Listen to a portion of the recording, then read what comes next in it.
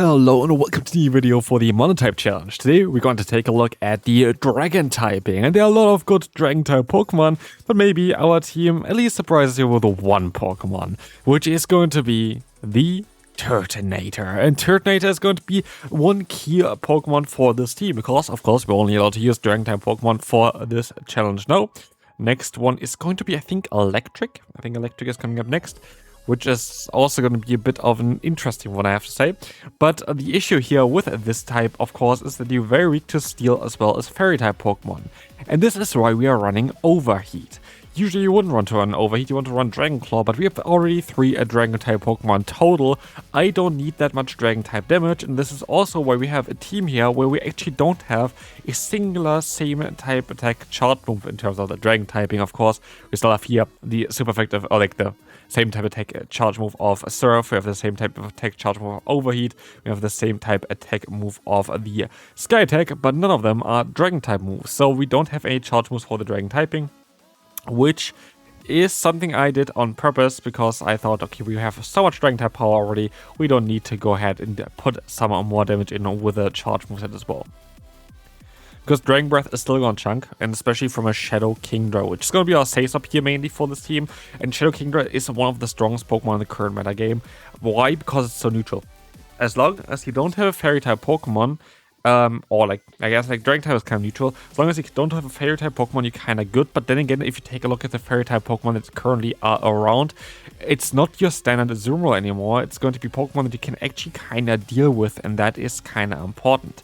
So, here we are going to be able to catch the move from the Charger Bug. In comes the Gastrodon. This is not ideal at all because they're going to be able to farm us down.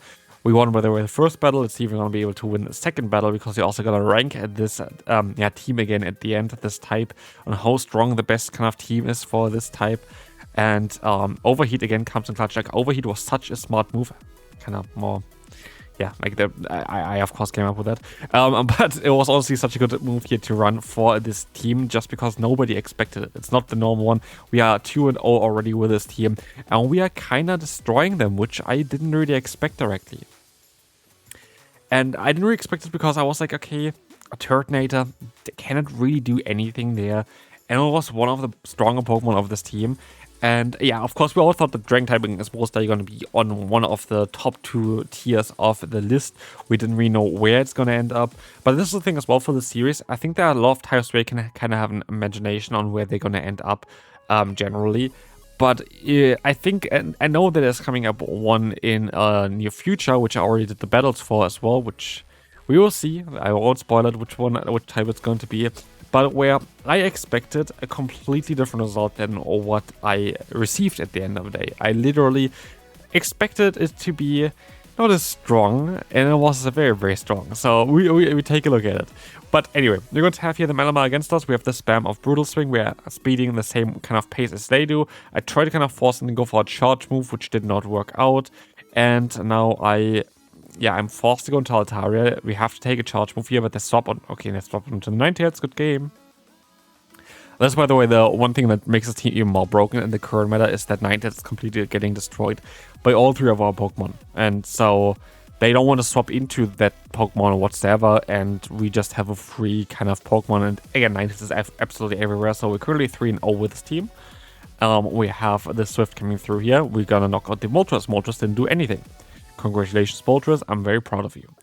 In comes Primeape. Okay, Primeape is going to be a bit of an awkward pick now for us, because we kind of need to get them low. We kind of need to try to get rid of them a little bit here. They're very likely going to go for a shield here. At least we have a lot of fast move pressure with this team, which is kind of nice.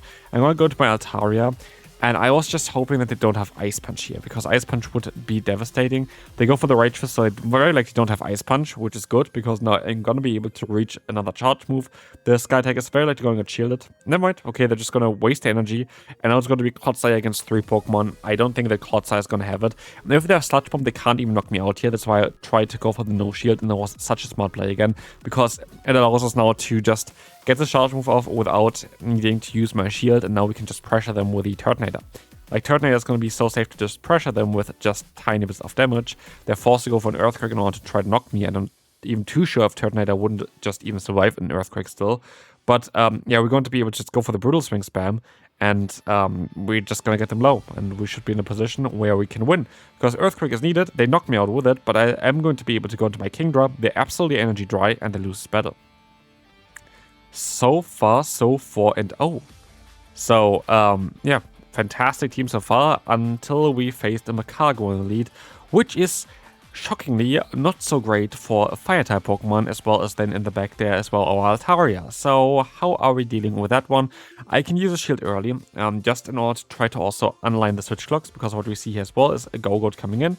That's cool, but we see here mainly that the switch clock is slowly ticking up. I try to go for 2 charge moves here just in order to force myself out of this matchup. I think they have Rock Slide nowadays, but that's why I just decided to go for the easier play to just farm them down with my Turtonator. This is going to allow them to, of course, get the Rock Slide off, do a little bit of damage. We're not in farm down range for the Macago, because Macago is doing double resisted damage. And we're still going to get a charge move off on the CMP here as well, which is fantastic. So Macago is going to be low. I still have 2 Dragon-type Pokemon left. I don't know what they have in the back, but I have Alignment, and Alignment is really, really nice. In comes Jumpluff, in comes Altaria, and now we have a bit of an issue, because they have Fairy Wind as a fast move. That is super effective. And that means they are chunking away our health a little bit faster than I want them to. And we are now in a very bit of an awkward position, because I don't know if it's best to shield here or I should shield my other Pokemon, my Shadow Kingdra. But they're of course going to try to stop out of here. I try to stop out as well, which I can do, and fully farm them down. I have so much energy on all of my Pokemon. I'm just not going to risk it. I just go straight for the Swift and stuff, going for the 1 extra fast move, because this is going to put them down into range. I can just go for another Swift, and this is going to be it for this game, because they will go down. And again, we are 5-0 so far. Again, by the way, we are always doing 2 sets per video here, total. So like 10 battles is what I'm going to give those teams. Could of course do more as well if I really wanted to, but I feel like it's kind of a nice thing, because for me, I like to change my teams a lot, because I think it gets a bit boring after a while if you just have the same team the entire time. So like, that's just me though. But I just enjoy it, kind of changing them up, and here 10 battles are always kind of nice to just see on how good a type kind of is, and then you kind of can already get a feeling for it, and it's just to have it also easier to compare. And I'm going to be on vacation for like 2 weeks, so like I'm not going to be able to really do anything there, and so I'm just trying to do a little bit before that as well, trying to do my battles before as well, and try to have a little bit of fun with it. Serious idea that I can finally do, because I am not a full-time YouTuber anymore, because I'm just doing it when I want to and when I have fun with it, and that is kind of the nice thing about this now. And I'm very happy, especially for this season, I'm not full-time anymore, because like the entire interest of Pokemon Go PvP dipped to levels that we've never seen before, so that was great. So yeah, like it's not really worth it to even do this anymore, in my opinion, but maybe other players or other creators gonna have better success with it. But I just understand as well why people are kind of a bit fed up with the new system, with all the bugs, with having the same league the entire time. It's just a bit of a difficult season, I feel like. Anyway, Melima is going to go up against us. We're gonna be able to go for Brutal Swing. Brutal Swing is going to be great. Brutal Swing is going to allow us to get them low. And now we can stop on into the Kingdra just to pressure them with the fast moves. I could also decide to just go for a Swift still, but okay, they're going to go to the Corviknight, which is unfortunate, because of course we would have rather had the Kingdra lined against the Melima and the Corviknight lined against our Fire-type Pokemon. But we can't have it all, and I will shield this move up, I think. Very likely a payback, because I can now get some energy on my other Pokemon. I tried to sub out in time and didn't get it done. But I'm fairly certain this is just going to be, yeah, the Air Cutter. We still survive. We have still some energy loaded. And the back is going to be Diggersby. This is not too bad. Why? Because I have the Overheat and nobody expects it. So we're going to get a ton of damage onto them early. And this is very important to have it early, because what we have now is we're going to have here the Altaria, which is going to be able to completely, fully farm them down. And this is absolutely amazing, because we're going to have so much energy after this one. They go into the Corviknight. I'm just going to go and keep farming them down, because I think that makes the most amount of sense. So we will see here the full farm down happened, and we are going to be able to go for another charge move. Melima is coming in. This is going to allow us to get also somewhat damage onto them. this is going to allow us to get the Swift onto them, and we have another Swift start, which is going to be able to knock them out, winning us this battle. And I don't know, like, this team seems to be quite a bit strong, I would say. But not everything went always perfectly well. I didn't organize the games, but I think we won so far every single one. So I think we are like 7-0 with this team, fairly certain, which is, I think, quite a good result. But here we have Dunsparce in the lead, which is a bit of an awkward Pokemon to deal with the team that we have. Because Dunsparce is going to be very good against both our lead as well as our closer, like any kind of rock-type Pokemon, even though he is not like directly a rock-type, it's kind of a rock-type. And Surf comes in here, gets the KO. Okay, we are in a very good position. Somehow, Kingdra was able to align itself there, going in after the opponent was already in. That's a bit of a mental one. But anyway, we're going to have here now the option to go into the Altaria. In hindsight, I think I should have just went ahead to the Turtonator, because I would have been able to take the hits a bit better, because I expect there's going to be an answer in the back. And here also I have a CMP there, which is super unfortunate. Why do I expect it's going to be an answer in the back? Because I kind of wanted to bait out most likely my last Pokemon here. And I do think that's going to be an answer for the Turtonator, the way they play it. And there's a Quagsire. If I just play it different, I would have won this battle. But I didn't, and that is just unfortunate. Like, that's really unfortunate, because it could have been so much easier for us. But it's not. And so, yeah, my best play here is to actually shield this move, I think. I do shield, it's gonna be Mud Bomb. That's even worse, because if they have no Stone Edge here now, Altaria would have been so safe against the... They have Stone Edge. Okay, never mind, they have Mud Bomb and Stone Edge, apparently. But yeah, we're barely going to lose here, and I could have won this battle if I just played it better, but I didn't. If I just went into my Turtonator, if I would have thought for it for the second. But yeah, good game to the opponent. We can move on to the next one. Pidgeot here in the lead. I wasn't expecting that this Pokemon is running Twister. I know it's the recommended moveset, but I personally don't really like to use it, and they swap out into a certain Pokemon, a Tinkaton. Thinking that they caught the Dragon Claw, they caught the Overheat, and they go down, and this is such a game changer again. This is why we're running Overheat, because they don't expect it.